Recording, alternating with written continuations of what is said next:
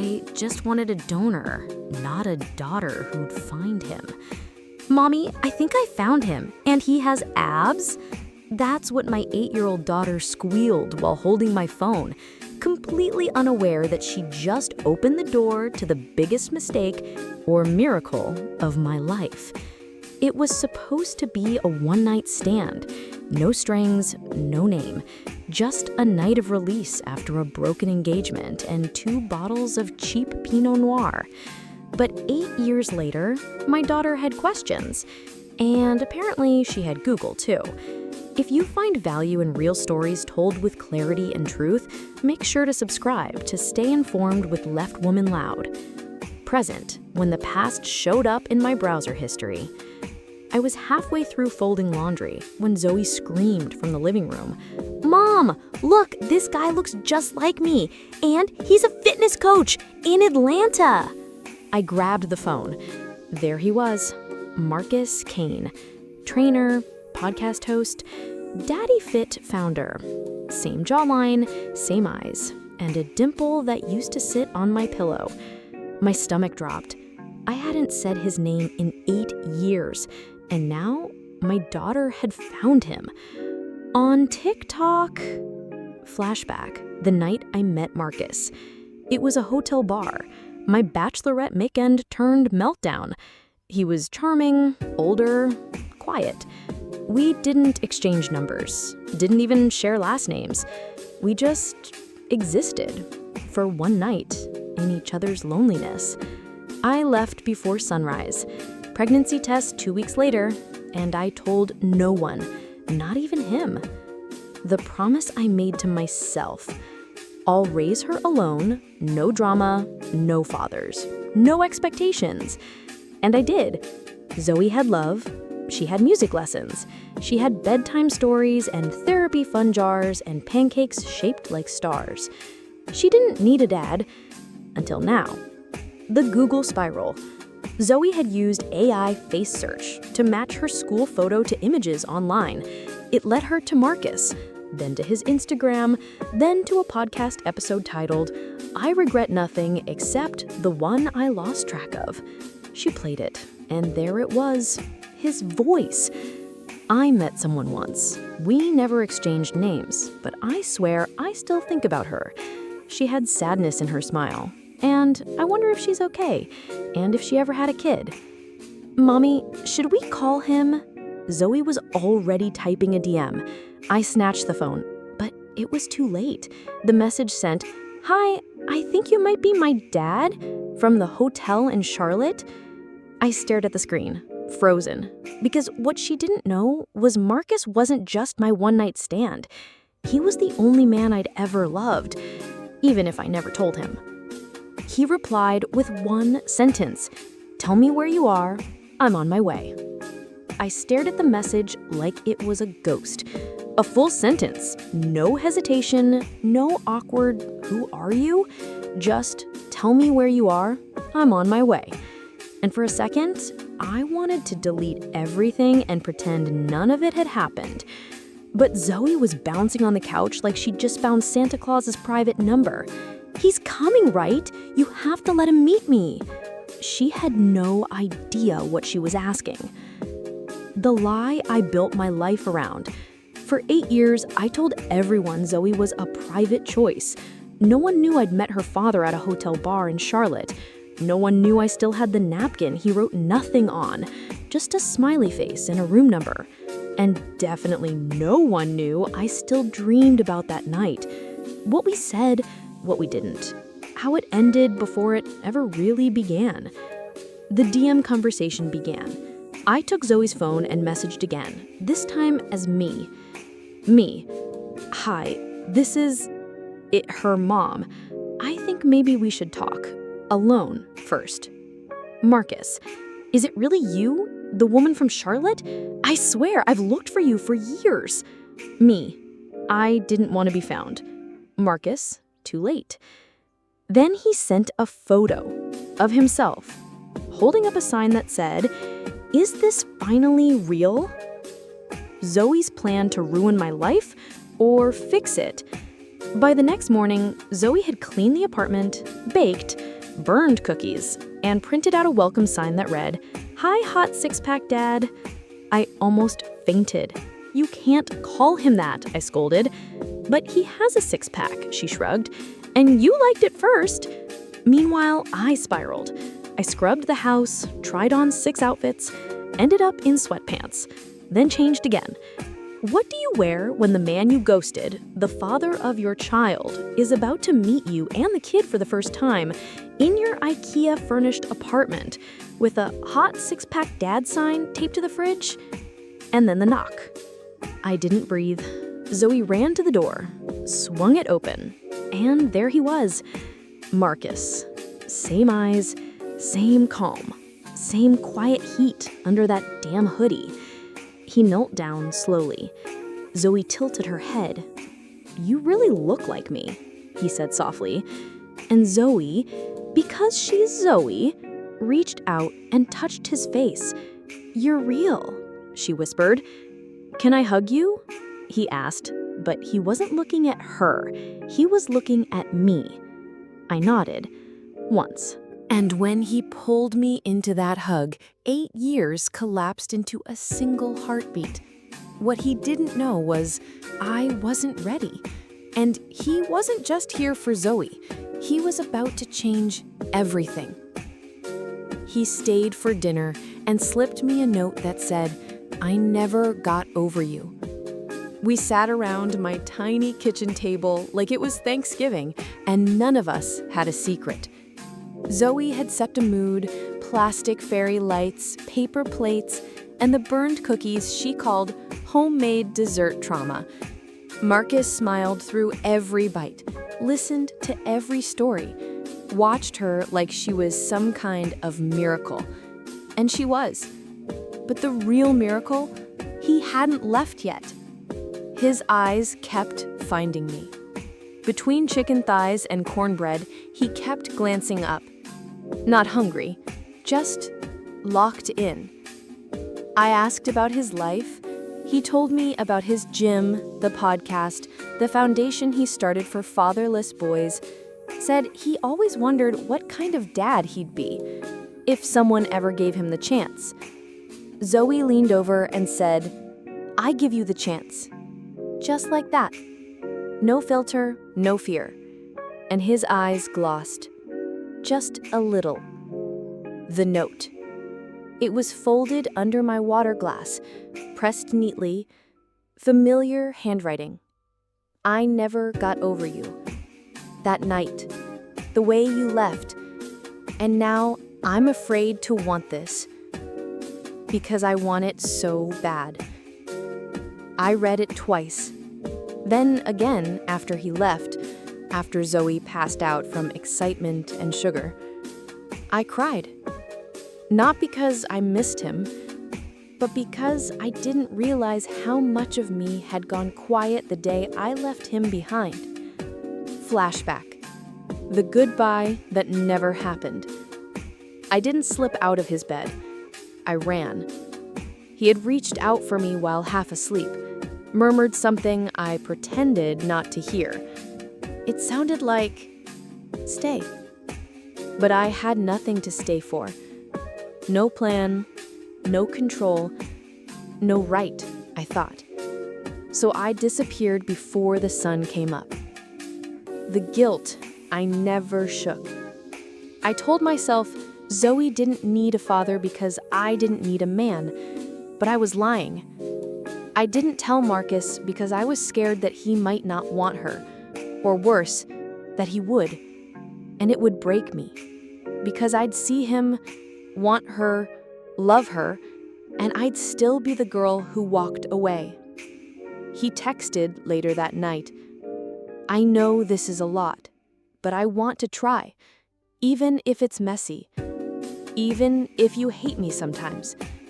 I want to try." I stared at the screen, shaking, because deep down I knew. He wasn't just talking about Zoe. He was talking about us. Zoe found the note and asked me one question. "Did you love him first?" I couldn't lie, so I nodded. and she whispered, "Then maybe it's my turn to help you love him again." What she didn't know was I never stopped. He took us to the beach for the weekend and asked Zoe if she'd let him be her dad. It wasn't a grand proposal. There were no violinists, no sunset speeches, just 3 people, barefoot in the sand, sharing French fries out of a greasy paper bag. The wind tangled Zoe's curls as she buried her feet beside Marcus's. And then he turned to her and asked, "Can I be your dad, if you'll let me?" No pressure, no pity, just possibility. The pause that felt like forever.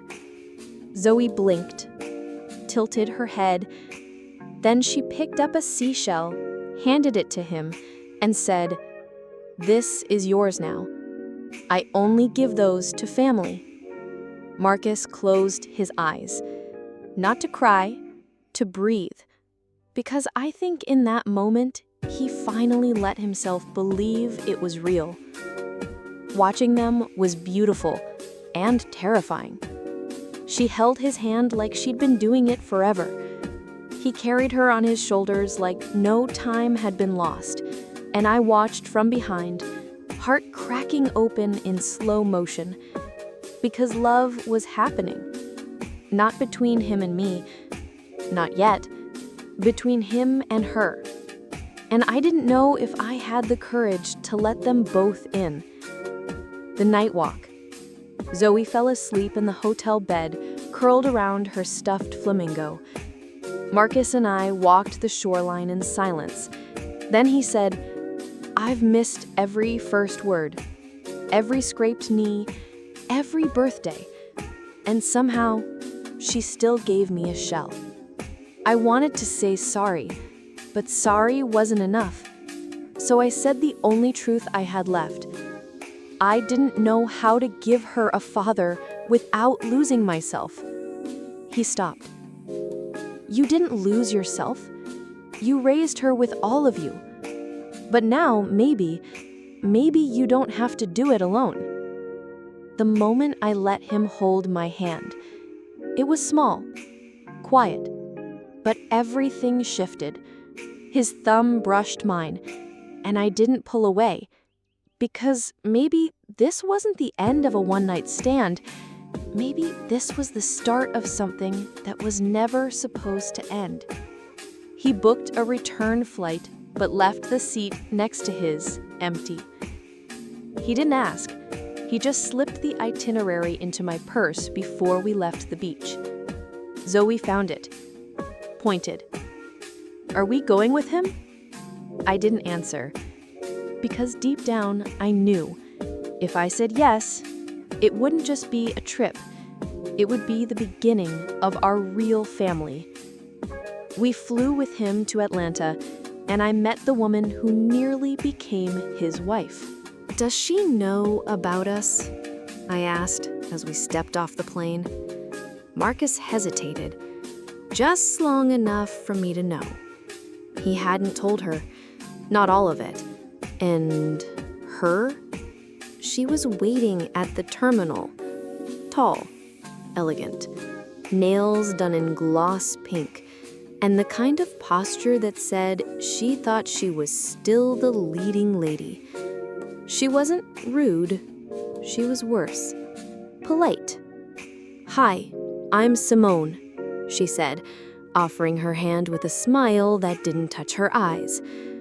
"I used to be Marcus's fiancée." Zoe clutched my leg. I clenched my jaw. Marcus cleared his throat. "She's not here for drama," he said gently. She heard and wanted to meet Zoe." I didn't buy it, but I nodded, for Zoe's sake. Dinner was a disaster waiting to happen. Simone insisted on welcoming us properly. That meant a rooftop dinner, 3 courses, and enough tension to curdle the champagne. She leaned toward me during dessert and said quietly, "It must be strange, seeing the life you could have had." I looked her dead in the eye. Strange? No. I made a choice, and now I'm just watching someone else struggle to understand it. Zoe, of course, saw everything. Later that night, as I tucked her into bed in Marcus's guest room, she whispered, "I don't like the fancy lady." "Why?" "She looked at you like you were something she lost." I kissed her forehead. "That's not my problem," I whispered. "But I'm not something you can lose when you never really had me." Marcus apologized, but I needed more. He sat beside me on the couch, elbows on knees. I didn't tell her because I didn't think this would become real. "And now?" I asked. He looked up. "Now I hope it never becomes unreal again." Flashback. The day I almost called him. It was 2 years ago. Zoe asked if she had a dad. I held the phone in my hand for hours, typed out the message, deleted it. Because back then, I still thought I had to be everything on my own. I didn't realize then that being strong doesn't mean you never reach back. It means you know when to reach forward. Simone showed up the next day with her lawyer. She wasn't done. She wasn't curious. She was angry. And when she handed Marcus a folder, she said, "If you want to build a future with them, you'll have to untangle yourself from me first." Because what none of us knew was Marcus never filed the paperwork, and legally, Simone was still his wife. He swore he loved me, but his wife still had the power to take it all away. "You told me you weren't married." My voice was quiet, but the rage behind it was loud. Marcus sat on the edge of the bed, eyes dark, chest still from holding breath. "I thought the papers went through," he said. "We signed them, my lawyer confirmed it. I swear I thought." "But you never checked? You never followed through?" I wasn't angry because he lied. I was angry because part of me wanted to believe this time would be different. The folder Simone dropped held everything: joint bank accounts, business shares, a real estate portfolio, and one legal clause. Neither party may remarry or enter into legal partnership without formal termination of this contract. Simone didn't just still have power, she still had ownership. And now, she was using it.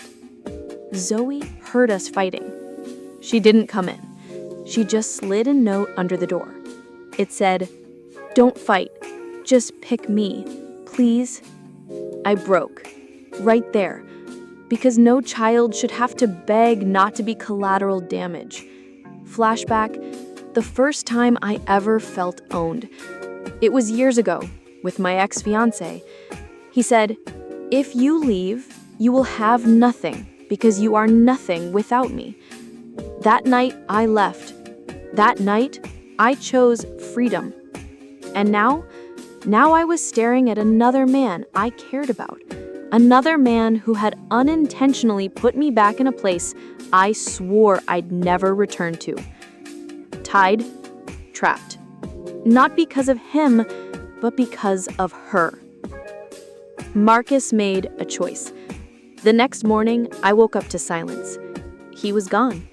But not really. On the table was a handwritten note. "She won't own us.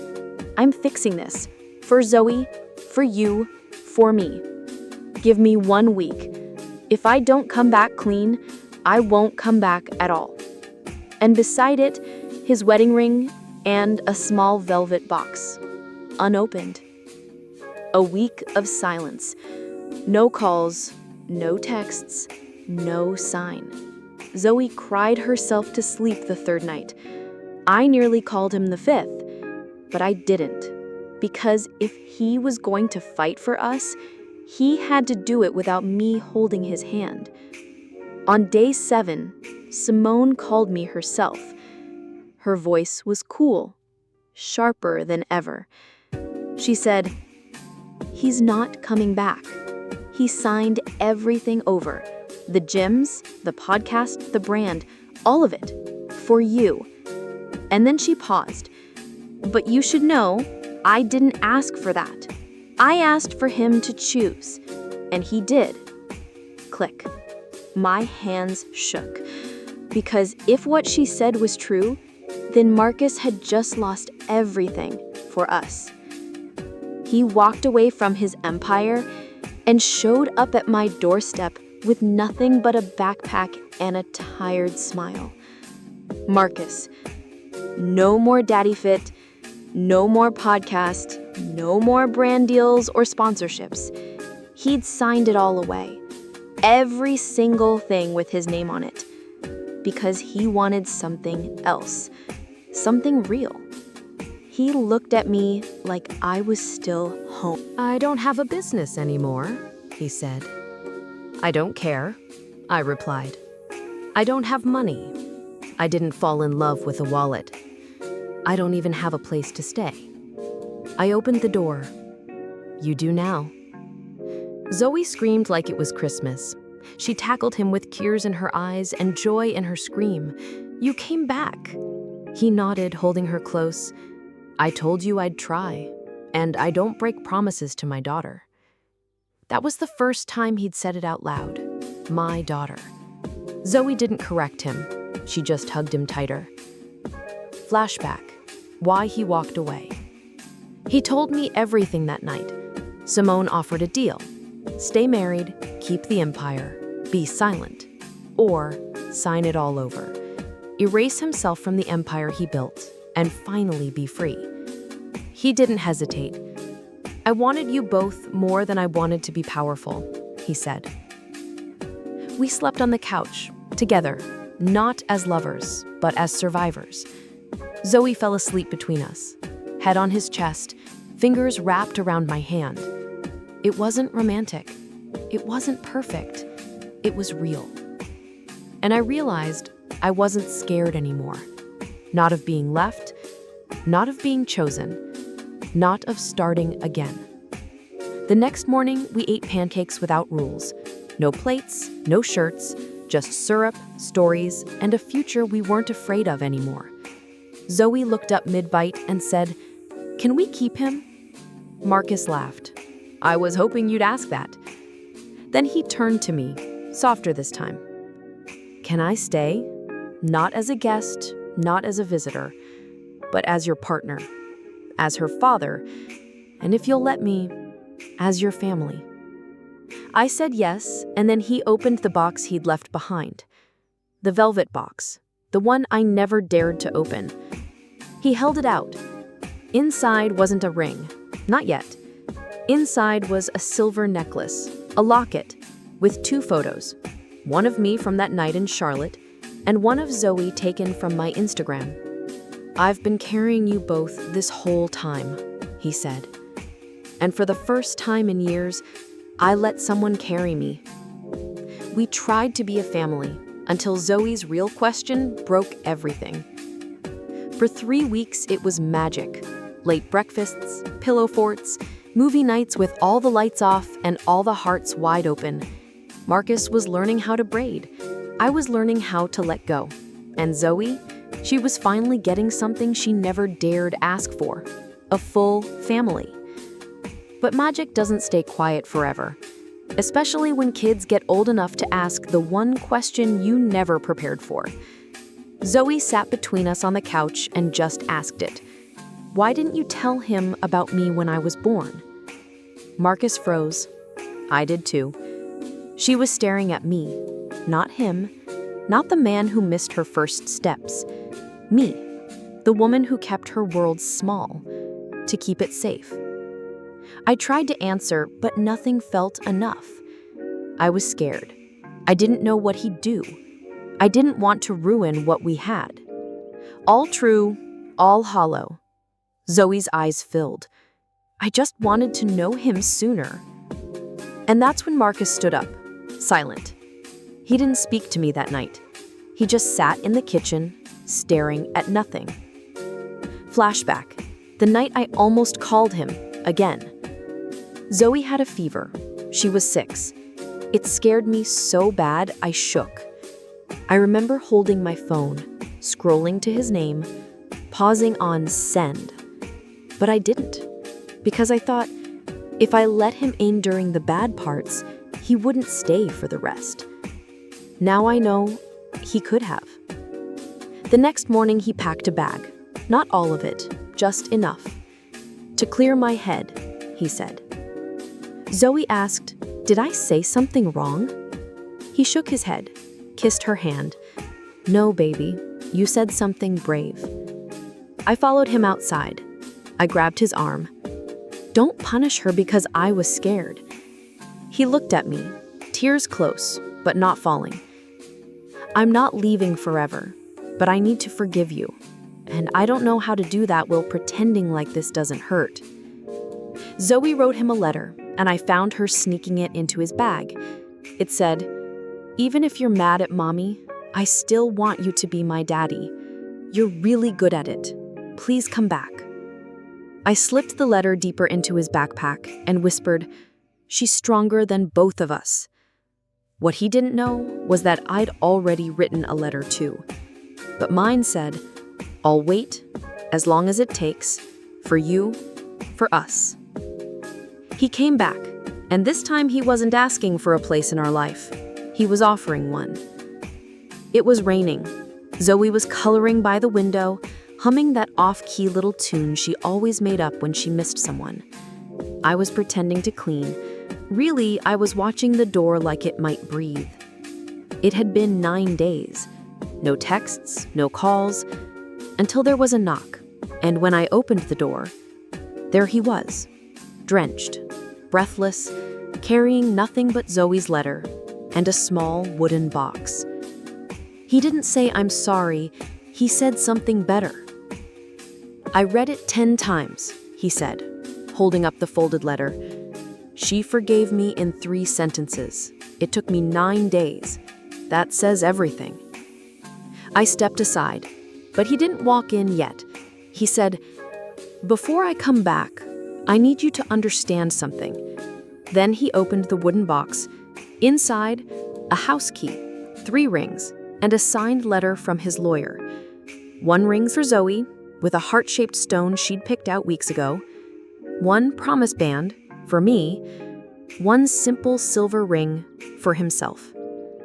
Because this time, he said, "I'm not asking to join your life. I'm offering mine." Zoe screamed, then sobbed, then asked a question. "Can we all wear them now?" We did, on that rainy day, right there on the floor. No ceremony, no papers, just truth, and that was enough. Flashback. The first time he held her. It wasn't the beach. It wasn't the kitchen. It was now.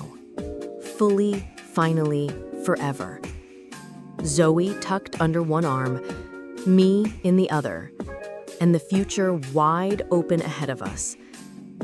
We built something that didn't need fixing, only choosing. Marcus started a new podcast, not about fitness, about fatherhood and failure and choosing love even when you're late. I started writing again because the story I was afraid to tell became the one that saved me. Zoe, she started signing her school drawings. Zoe Kane, daughter of a hot 6-pack dad. I didn't stop her. The final scene, a family in the kitchen at sunset. No filters, no hashtags, just us. Cooking barefoot, laughing at burnt toast, building a life that wasn't clean, but it was ours. Marcus kissed the top of my head and whispered, "We didn't find our way back. We made a way forward." She was never just a one-night stand. She was the woman who gave me everything. including the daughter who showed me how to stay.